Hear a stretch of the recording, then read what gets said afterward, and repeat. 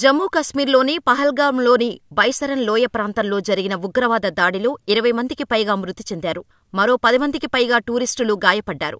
పర్యాటకులు ఎక్కువగా ఉండే కాలంలో మినీ స్విట్జర్లాండ్ అని పిలుచుకునే అనంతనాగ్ జిల్లాలోని ప్రసిద్ధ పర్యాటక ప్రదేశంలో ఈ ఘటన జరిగింది. జమ్మూ కశ్మీర్లో ఉన్న రెసిస్టెన్స్ ఫ్రంట్ అనే ఉగ్రవాద సంస్థ ఈ దాడికి బాధ్యత వహించింది. జమ్మూ కశ్మీర్లో పర్యాటకులు భారీగా తరలివస్తున్న సమయంలో అమర్నాథ్ యాత్ర జులైలో ప్రారంభం కానున్న టైంలో జరిగిన ఘటన సంచలనంగా మారుతోంది. రెసిస్టెన్స్ ఫ్రంట్ అనేది లష్కరేకు చెందిన ఒక శాఖ. ఇది ఆర్టికల్ 370 రద్దు అయిన తర్వాత ఏర్పడింది. ఆర్టికల్ 370 తర్వాత 6 నెలల్లోనే లష్కరే-తోయిబాతో సహా వివిధ వర్గాల ఉగ్రవాదులను ఏకీకృతం చేయటం ద్వారా ఉనికిలోకి వచ్చింది. 2023 జనవరిలో చట్టవిరుద్ధ కార్యకలాపాల చట్టం కింద టీఆర్ఎఫ్, దాని సంఘాలను ఉగ్రవాద సంస్థగా హోంమంత్రిత్వ శాఖ ప్రకటించింది. టీఆర్ఎఫ్ భారతదేశానికి వ్యతిరేకంగా జమ్మూ కశ్మీర్ ప్రజలను ఉగ్రవాద సంస్థల్లో చేరమని ప్రేరేపించటానికి సోషల్ మీడియా ప్లాట్ఫామ్లను వాడుకుంటోంది అని మంత్రిత్వ శాఖ తెలిపింది. ఈ ఫ్రంట్తో సంబంధం ఉన్న కొంతమంది ప్రముఖ ఉగ్రవాదులు సాజిద్ జాట్, సజ్జాద్ గుల్, సలీం రెహ్మానీ వీరందరూ ఎల్ఈటీతో సంబంధం కలిగి ఉన్నారు. మొదటి నుంచి లష్కరే-తోయిబా ప్రతినిధిగా పరిగణించే ఈ టీఆర్ఎస్ పర్యాటకులు, మైనారిటీ కాశ్మీరీ పండిట్లు, లోయలోని వలస కార్మికులను లక్ష్యంగా చేసుకుని దాడులకు పాల్పడింది. ఈ బృందం గండెర్బాల్ జిల్లాలోని ఒక నిర్మాణ స్థలంలో బహిరంగ కాల్పులకు పాల్పడింది. అందులో 7గురు మరణించారు. బాధితుల్లో ఒక కాశ్మీరీ వైద్యుడు, కార్మికులు, ఒక కాంట్రాక్టర్ ఉన్నారు. ఈ దాడిన జరిగిన వెంటనే రివ్యూ మీటింగ్ నిర్వహించిన అమిత్ షా వెంటనే జమ్మూ కాశ్మీర్ బయలుదేరి వెళ్లారు. బాధితులను పరామర్శించనున్నారు. అధికారులతో సమీక్ష నిర్వహించనున్నారు. ఇలాంటి దాడులపై స్థానికులు భయాందోళన వ్యక్తం చేస్తున్నారు. ఉపాధికి గండి పడుతుందని అభిప్రాయపడుతున్నారు. ఈ ఘటన చాలా ఆందోళన కలిగిస్తోందని ప్రజలు అన్నారు. ఇది జరగకూడని పనిగా అభిప్రాయపడుతున్నారు. ప్రముఖ మీడియాతో మాట్లాడిన స్థానికులు ఈ ఘటన మాకు చాలా ఆందోళన కలిగిస్తోంది. ఈ దాడి కారణంగా మేము చాలా ఇబ్బంది పడుతున్నాం. ఇది అందరికీ నష్టం.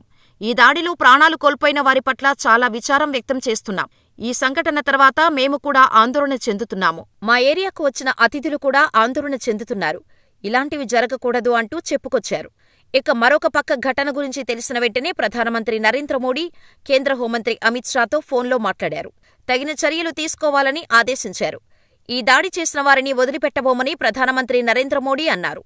జమ్మూ కశ్మీర్లోని పహల్గామ్లో జరిగిన ఉగ్రవాద దాడిని నేను తీవ్రంగా ఖండిస్తున్నాను. ప్రియమైన వారిని కోల్పోయిన వారికి నా సంతాపం. గాయపడిన వారు వీలైనంత త్వరగా కోలుకోవాలని ప్రార్థిస్తున్నాను అని ఆయన అన్నారు.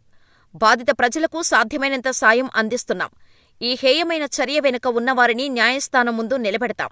వారిని వదిలిపెట్టబోం. వారి దుర్మార్గపు ఎజెండా ఎప్పటికీ విజయవంతం కాదు. ఉగ్రవాదంపై పోరాడాలనే మా సంకల్పం దృఢమైంది. అది మరింత బలపడుతుంది అని ప్రధాని మోడీ అన్నారు. పహల్గామ్ దాడి తర్వాత హోంమంత్రి అమిత్ షా అత్యవసర సమావేశాన్ని ఏర్పాటు చేశారు. ఐబీ చీఫ్, హోం కార్యదర్శి సమావేశానికి హాజరయ్యారు. హోంమంత్రి ఈ ఘటన గురించి ప్రధానమంత్రి నరేంద్ర మోడీకి సమాచారం ఇచ్చారు. ఆ తర్వాత ఘటనా స్థలాన్ని సందర్శించాలని ప్రధానమంత్రి సూచించారు. ఈ ఘటన గురించి ప్రధానమంత్రి మోడీకి తెలియచేశారని, ఉగ్రవాది దాడి తర్వాత వీడియో కాన్ఫరెన్స్ ద్వారా సంబంధిత అధికారులతో సమావేశం నిర్వహించారని హోంమంత్రి అమిత్ షా అన్నారు. జమ్మూ కశ్మీర్లోని పహల్గామ్లో పర్యాటకులపై జరిగిన ఉగ్రవాద దాడి బాధించింది. మృతుల కుటుంబాలకు నా సానుభూతి తెలియచేస్తున్నాను. ఈ దారుణ ఉగ్రవాద దాడిలో పాల్గొన్న వారిని వదిలిపెట్టబోము మరియు నేరస్తులపై కఠిన చర్యలు తీసుకుంటాము. వారికి అత్యంత కఠినమైన శిక్ష విధిస్తామని హోంమంత్రి అన్నారు. అన్ని ఏజెన్సీలతో భద్రతా సమీక్ష సమావేశం నిర్వహించడానికి త్వరలో శ్రీనగర్కు బయలుదేరుతున్నాను అని హోంమంత్రి అన్నారు.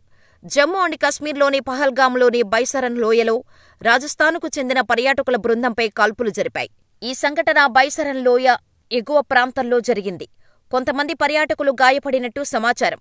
భద్రతా దళాలు ఆ ప్రాంతానికి చేరుకుని ఉగ్రవాదుల కోసం గాలిస్తున్నాయి.